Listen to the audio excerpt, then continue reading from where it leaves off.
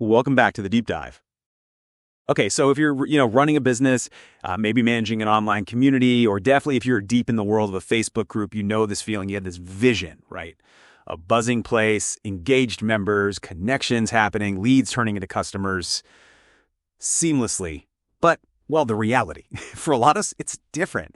It feels like this black hole for content. It just eats up your time. You're not even sure what the ROI is. You're in there approving posts, maybe glance at the Facebook numbers, but you're constantly asking, is this actually doing anything for my business? Or am I just spinning my wheels? Well, today, we're diving into an article that doesn't just ask the question, it kind of answers it. And boldly, like really boldly. The title is, You're Running Your Facebook Group Wrong. Here's the 1-hour weekly hack to fix it. And get this, the author says they guarantee you're doing it wrong. It's completely counterintuitive. It's not about more content. It's not about, fancy engagement tactics or spending a fortune on software. It's about creating a private weekly internal podcast. Just about your group's performance. Yeah, a podcast. Just for you. Maybe your team. Like a quick strategic look at the vital signs of your community. And the promise is huge. It's free, it's apparently pretty easy, and it takes just 1 hour a week. And the potential payoff, radically changing how you manage things, giving you real strategic clarity. We're talking useful for everyone, from startups to like INC 5,000 level companies. Okay, so let's unpack this thing. Let's really break down how this seemingly simple hack actually works, why it's supposed to be so powerful, and how it might help turn that time sink into a real asset. And that's exactly why this kind of deep dive is so valuable for you, the listener, the learner out there. I mean, there's so much information flying around, right?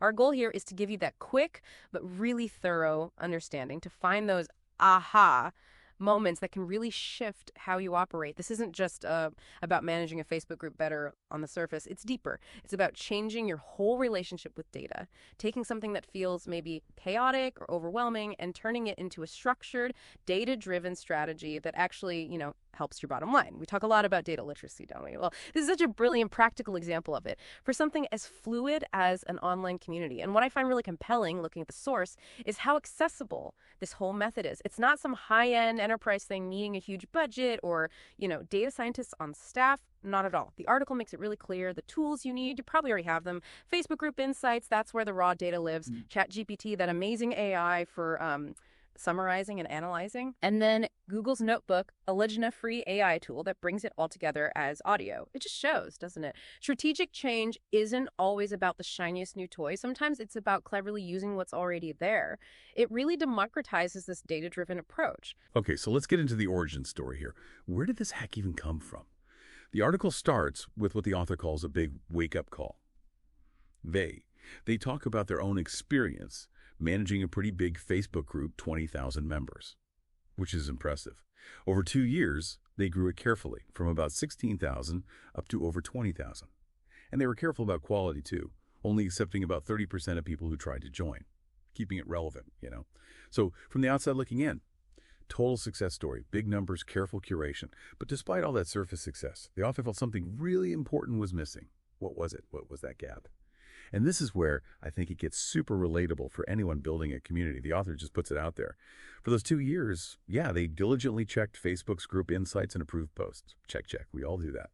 But, they say, I wasn't doing a structured weekly review. I wasn't systematically comparing one week to the last, spotting trends, or noting what worked and what didn't. And then the kicker. In other words, I wasn't leveraging the data that could make my group more profitable, and that was a mistake. Oof.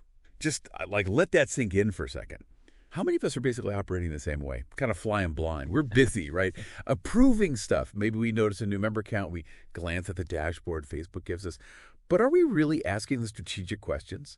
Like, why did engagement spike on Tuesday? Why did growth slow down last week? And maybe most importantly, what are we going to do differently next week because of it? Without that regular comparison, that real analysis, you're stuck reacting. Not driving things forward based on actual data. The source hammers this home. The insights data has the potential for profitability, but it's just numbers on a page until you have a system to actually use it strategically. That's the nut this hack cracks. It's like knowing the trees versus understanding the whole forest ecosystem. Exactly. And what's so fascinating there is how it highlights this really common problem across all sorts of business areas, right? It's the gap between having data availability and actually using it, data utility. Facebook Insights, tons of platforms, they throw data at you, member growth, activity, post engagement, reach. It's all there. But like the author found, and like, let's be honest, many of us find, it just sits there. It's inert. It doesn't do anything if you don't actively pull strategic decisions from it. Before this light bulb moment, the author's mode was, well, mostly admin, reactive, diligently checked, approved posts. That's the default for so many community managers. Upkeep, not necessarily strategic growth. The big shift, that leap from just admin to actual strategy, happens when this internal podcast idea comes in. Instead of just checking boxes, authors start making this private audio summary for myself and my team. And it wasn't just another report format, it became this weekly radio show of my community's vital signs, the good, the bad, and the actionable. That completely reframes it, doesn't it? It turns a potentially tedious task into something strategic, almost exciting. Like taking your community's pulse every single week, understanding its health, not just patching symptoms. And critically, this is key for busy people. They did it without writing a script or recording my voice. That immediately lowers the barrier. Minimal perceived effort, massive potential strategic gain. And if you zoom out, think about the bigger picture of business growth. This hack is brilliant for tackling data literacy. Look, many entrepreneurs, many community leads, they're amazing at their core thing, but maybe not trained data analysts, right? Spreadsheets can feel intimidating, or they just flat out don't have the hours to dig for those nuanced insights. The simplicity here is just striking, especially compared to the problem it solves. It's not about fancy dashboards or hiring experts. It's about changing how you engage with the data you already have, making it digestible, making it compelling, making it actionable. It bridges that gap between raw numbers and real strategic direction. Which brings us right to the next big question. I know I was thinking it, and probably lots of listeners too. Okay, what exactly is an internal podcast here, and why audio? Why does that format matter so much for what sounds like, just a report? Why not just a written summary? Well, the source defines it really clearly. It's your personal weekly debrief in audio form. Simple as that. Think of it like a concise recording that tells you what happened in your community in the past week, how it compares to the week before, what went well, what didn't, and what to focus on next. And let's be super clear on who it's for. It's for your ears and your teams. Only a strategic tool, not content for your members. Phew. One less piece of public content to create, right? This is strictly behind the scenes, a confidential strategy session, basically, about your own community's performance. Now, here's where it gets really interesting why audio is apparently so potent for this. It's more than just a gimmick. The article makes a strong case that it transforms dry analytics into an engaging story of your community's week. I mean, think about it yourself. How often do you open the spreadsheet, ready to dive deep, and then your eyes just glaze over? Minutes later, you haven't really absorbed much. Or how easy is it to just skim a written report, check the box mentally, and move on without the implications really landing? But audio demands a different kind of attention. You have to actively listen. Your brain processes it sequentially. It connects the dots as the story unfolds, the cause and effect. And that format, it naturally creates accountability. You're hearing the story of the wins and losses. It's harder to ignore. The article even says it gamifies your own performance review. Each week you have a show that celebrates wins and confronts losses. It's clever psychology. Makes the whole review process feel more engaging, more memorable, less like homework. You're not just looking at data, you're listening to your community's weekly story. Okay, that is a compelling case for audio.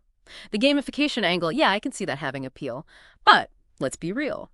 For the busy entrepreneur, the swamped community manager thinking, seriously, I barely manage my inbox. Now I have to listen to a podcast about stats.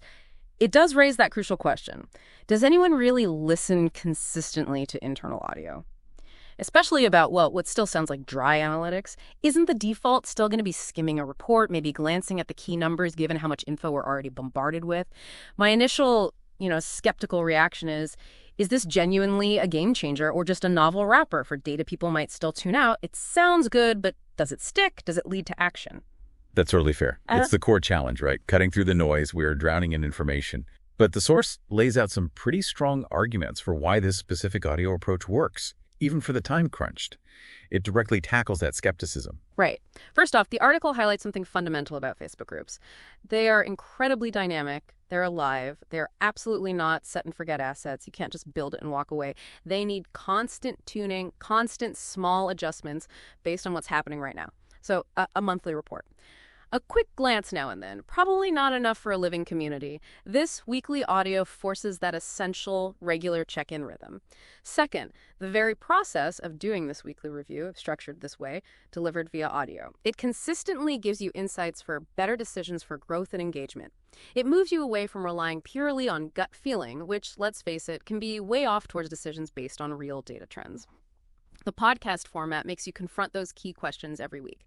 Did member growth spike or stall? Which posts blew up? Which ones fizzled? Were people more active this week than last? These aren't just numbers, they're vital signs, indicators of your group's health and its potential, frankly, for generating revenue. And then there's the sheer convenience factor, which you can't ignore. Audio's superpower. The article nails it. The listen anywhere advantage. You can literally absorb this critical info while you're driving, walking, or while grabbing your Monday coffee. It takes your stats from a boring spreadsheet into something you'll actually pay attention to. Yeah. There's something about how our brains process sound differently, isn't there? Hearing a story, even if it's about numbers, can feel more engaging, more immersive, and honestly more memorable than just staring at rows and columns on a screen. Absolutely. If we connect this back to the bigger picture, this method isn't just about reviewing data. It's about making the consumption of data easier, more accessible, and way more compelling. For so many businesses, the real bottleneck isn't the lack of data. It's the effort needed to consistently make sense of it. This hack cleverly bypasses that by tapping into our natural inclination for stories and our multitasking reality. It's like having your own personal analyst breaking down the game film for you each week, pointing out the crucial plays and opportunities, all while you're on your commute. That is a significant shift. Okay, you got me. I'm sold. Transforming that dry report into something I can listen to on my commute, that resonates big time. Leveraging psychology, not just tech. So for everyone listening who's thinking, all right, I want to try this, the fantastic news is you don't need fancy gear or a big budget. Like the source says, if you've got access to your Facebook group insights, which you do, a free ChatGPT account, and any Google account, you're basically all set. You have the toolkit. Seriously though, 1 hour a week to potentially level up your community from being maybe a drain to a real strategic plus. That feels like an incredible ROI. So let's get into the nuts and bolts, the 4 steps. They seem simple, but apparently very effective. Let's walk through this weekly routine. And yeah, the beauty is how these steps flow together. Each one builds on the last. It's designed to be streamlined, efficient, but also effective in getting you those insights. It's a process, not just random tools. Right. Step 1, the foundation, exporting 14 days of your group's stats. How do we actually get our hands on this raw data? This is where we collect the fuel for the fire, and yeah, Facebook makes it relatively easy. As the group admin, you go into your admin tools, find group insights. Pretty standard. Inside, there's an option to download your data. Now, the crucial bit the source stresses is the time frame. Select the last 14 days. Why 14? Because that gives you 2 complete Monday to Sunday weeks. That's vital for step 2, for that direct week-over-week comparison. That comparison is where you spot the real trends, the shifts, not just, a weird Tuesday anomaly. You're looking for patterns over time. Got it. So group insights, look for a download details button specifically. Yep. Okay, and once we hit download, what data points should we be looking for in that export file? Is it everything or specific things? Good question. You don't necessarily need everything, but the source suggests a core set to get a good picture. Things like new members added, total number of posts, comments, reactions, likes, loves, all that. Also, your top performing posts are really useful, and overall engagement rates. But the key thing the article says is pick whatever data points you want to track weekly based on your group's goals. If growth is your main focus, hone in on member numbers, join requests. If engagement's the priority, look closely at comments, reactions, top posts. The most important thing, be consistent. Track the same metrics week after week. That's how you get meaningful comparisons. And save that file. Don't just use it and lose it. It becomes your historical record. You can look back over months, see bigger trends, celebrate progress. That little file holds all the potential, just waiting to be analyzed. Okay, data gathered, 2 weeks worth, ready to go. Step 2 feels like where the magic starts. Asking ChatGPT for a week-over-week analysis. So we're not manually crunching numbers in spreadsheets, thank goodness. We're letting AI do the heavy lifting here. How does that work? Do we just upload the whole spreadsheet file? Not quite the whole file, no, that could be too much for it. Or you might hit input limits. But you're right, AI takes over the tedious part. The smart way to do it, according to the source, is to copy and paste the key numbers or maybe summaries for the things you decided to track. Take the numbers for the most recent 7 days and the numbers for the 7 days before that and paste them right into the ChatGPT chat window. You're feeding it the specific comparison points it needs. And the source even gives a great, clear prompt structure, something like, here are my group stats for the week of October 1 and the week of Sep 2430. Please compare the two and tell me what increased or decreased. Identify any notable changes. Super direct. Tells the AI exactly what to do. Now, the article does mention that GPT-4, the version you get with ChatGPT Plus, is apparently better at interpreting nuances, maybe suggesting why things changed. It might say growth slowed, perhaps due to stricter screening, if it has that context. But, and this is important, it also clearly states the free version of ChatGPT works just fine for the core task of comparison. So no cost barrier there, which is great. Okay. This does bring up that question again, though. The AI question. Or we just automated the analysis bit. Is ChatGPT really giving us insight here, or is it just rearranging the numbers we gave it? My worry would be it's just summarizing, not strategizing. That's a really fair point. And a healthy dose of skepticism is good when using AI for analysis. You're right that in that first step, using that initial prompt, ChatGPT is acting largely as a very efficient data processor. It's brilliant at quickly spotting those quantitative shifts up 10%, down 5%, things that might take us ages to calculate manually across all the metrics. It does the comparison grunt work. But you hit the nail on the head. The real strategic value, the insight, doesn't just come from that raw comparison.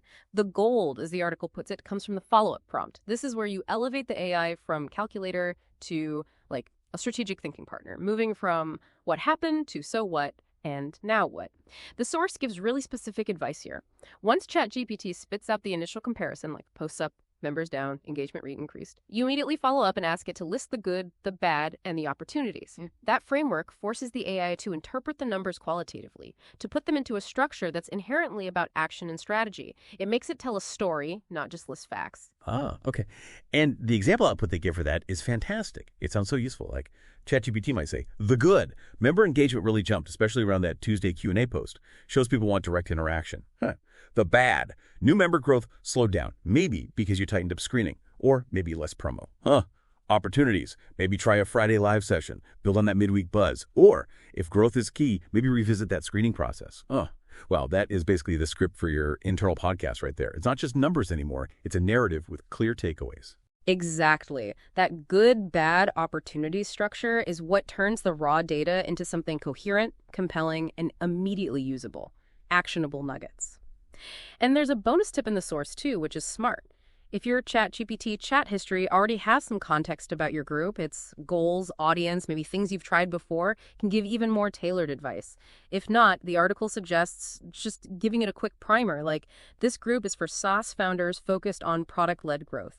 Just that a little bit of context helps the AI refine its suggestions, making that script even sharper and more relevant to your specific situation. It unlocks more of its interpretive power. Okay, this next step, step 3. This is where it feels almost like sci-fi, but apparently it's real.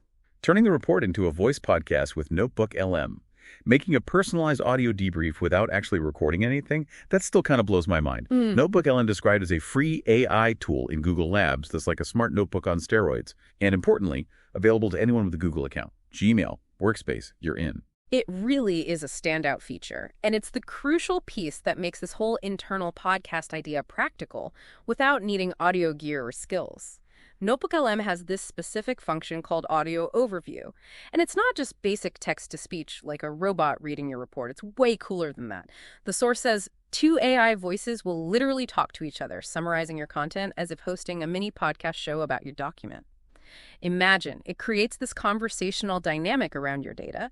One AI voice might pose a question or highlight a finding. The other responds with the details from your report. That back and forth makes the information so much more engaging than just reading text. Okay, walk me through it. How do I take that ChatGPT report, the good, bad opportunities text, get it into Notebook LM, and then poof, podcast? It sounds complex, but it's surprisingly straightforward.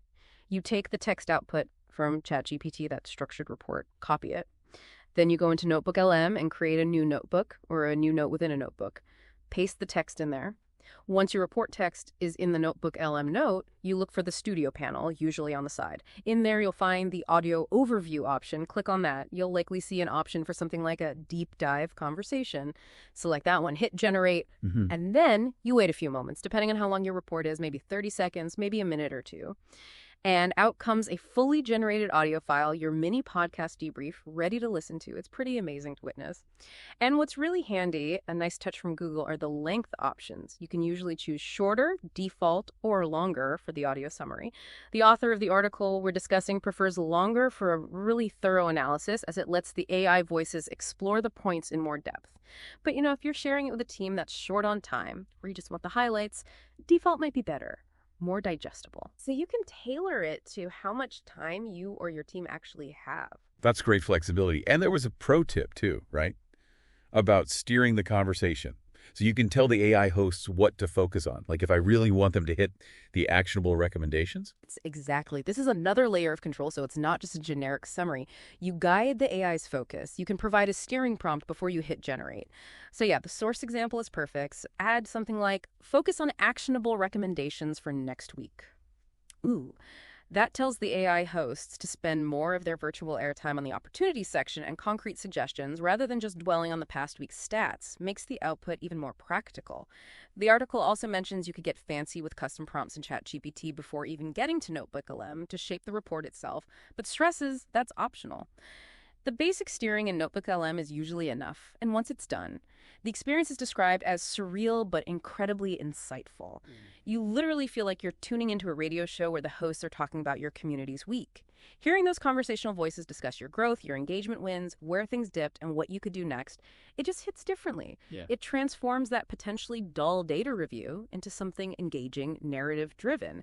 And because it's audio, you process it differently, more actively. It sticks. The data gets interpreted, discussed, and ultimately made actionable in a format that's easy to consume. That's the real magic of this step. Okay, steps 1, 2, 3 covered. Data, analysis, audio summary. Step 4 is explicitly optional, but honestly, it sounds kind of fun. Adding a theme song, just for motivational flair, as the article puts it. Making your internal podcast feel like a real show with a little 45-second intro jingle. This is where my practical side kicks in again. Is this just fluff, a nice-to-have distraction, or does it actually add value towards the goal of better community management and ROI? Seems like you could easily skip this to save time, couldn't you? Totally fair question. Is it essential? No. Does it help? I think the argument is yes, psychologically. It leans into that gamification idea again. It makes the whole weekly routine feel less like a chore and more like an event, something to look forward to. Imagine. It's Monday morning, you hit play, you hear your little theme tune, it signals, okay, strategy time, creates a bit of ritual, it adds a tiny bit of fun and professionalism, even if it's just for you. And then a little boost in engagement with the process itself could be what helps you stick with it week after week. And consistency is everything here. Okay, consistency is key. So yeah, I can concede that point. If a theme song helps make the routine stick, makes it something you actually do every week, then it's serving a strategic purpose, indirectly. It's adding that psychological layer, making it feel more like a dedicated session, less like just another task. The tool mentioned for this is Sonono AI, described as an AI music generator. You give it a simple prompt and it creates unique music. No musical skill needed. Free version gives you a few tracks a day, which is plenty for a short intro. And there's a really important practical point here too, often overlooked with creative AI. The music you make with Suno is generally copyright free for your use. So you slap that intro on your internal podcast, you don't have to worry about licensing fees or legal headaches down the line. That removes a potential blocker. So okay, it's flair, but it's compliant, accessible flair that supports the routine. Fair enough. Right. So we've gone through the whole process, export data, ChatGPT analysis, NotebookLM audio, optional theme tune, maybe takes an hour, tops. Now comes the real test, the call to action. The source calls it your 14-day challenge. Okay. The author literally challenges every listener. Try this internal podcast routine for the next 2 weeks. Just 2 weeks. The commitment is minimal, really. Spend 1 hour following the steps, compare week 1 versus week 2, summarize the story, and let the AI host narrate it back to you. And then the most crucial part, listen to it. Actually schedule time to listen. The advice is Monday morning, looking back at the previous Monday to Sunday. Sets you up perfectly to be proactive for the coming week, armed with insights before things even get rolling. And why is listening the crucial final step? Beyond just producing the file, the source really emphasizes this. Notice how hearing the analysis in a conversation makes it hit differently than just reading numbers on a screen.